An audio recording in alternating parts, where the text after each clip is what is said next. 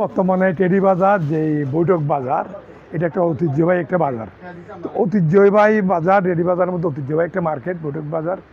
কিন্তু যে রমজান ছাড়াও অন্য সময় আমরা দেখলাম প্রচুর পরিমাণে ভিড় থাকে এখানে কাস্টমারের জন্য।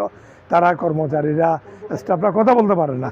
কিন্তু আজকে যে বর্তমানে 13 রমজানের মধ্যে আসছি, আমরা দেখতেছি বৈঠক বাজারের যে পরিস্থিতি, কিন্তু সেরকম কাস্টমার নাই, যে পরিস্থিতি নাই।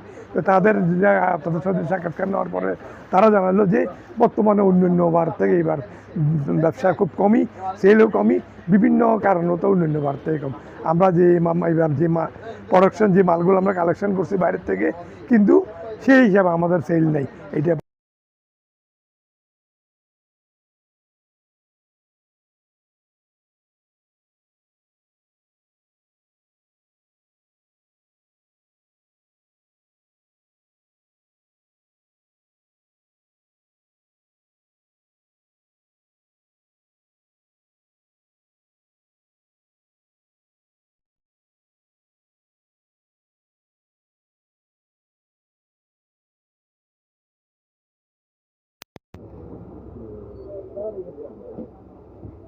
টেরি বাজার একটা ঐতিহ্যবাহী একটা বাজার। জি জি কেমন এইবার রমজানে কেমন সেলটির কেমন হচ্ছে? বেচা কিনা কম, অনেক কম। অন্যান্য বার থেকে অন্যান্য তুলনায় অর্ধেকের মতো বেচা কিনা। এইবার অন্যান্য তো অর্ধেক sale। অর্ধেক তা আপনার পুরো বছর একটা আশা করি বসে থাকে। এখন কি করবো, আসলে আশা তো করছি, মালও উঠাইছি জি, বেচা বিক্রি করার জন্য। এখন যদি আল্লাহর হুকুম না হয় তাহলে কেমনে করবো? দেশের পরিস্থিতি খারাপ, মানুষের হাতে টাকা পয়সা নেই, আর বিশ্বের মধ্যে বিভিন্ন জামালা, যুদ্ধ লাগছে বলে আতঙ্ক হয়ে গেছে সব জায়গায়। আমরা এই যে যুদ্ধ লাগছে বলতে বলতে আজকে 2 দিন ধরে বেচাই না, আরো কমে গেছে। দেখি ইনশাল্লাহ, আমরা তো আশাবাদী। যে কিনে একটা আগ্রহ থাকলে ওটা নাই।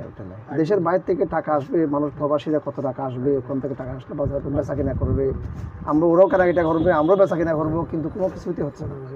কেন এই অবস্থা, আমরা কাস্টমারের জন্য কথা বলতে পারি না, কিন্তু কারণ মানুষ এইটা এই অন্যান্য বারের মধ্যে না, যে না, কাস্টমার একদম কথা না, বলা যাচ্ছে না, একদম না, একদম ইয়া থাকে, ভিড় থাকে। একদম এখন একদম খালি। অন্যান্য বার দেখা যাক ইনশাল্লাহ। তো এখানে কি আছে?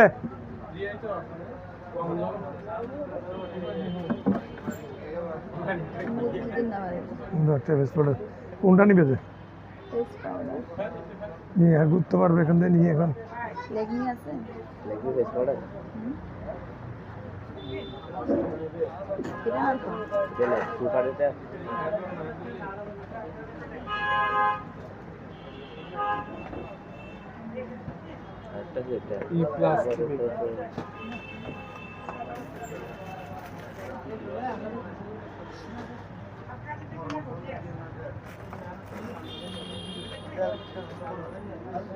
জড়ি টাইপের থাকে না, একটা জড়ি থাকে আর একটা জড়ি থাকে না।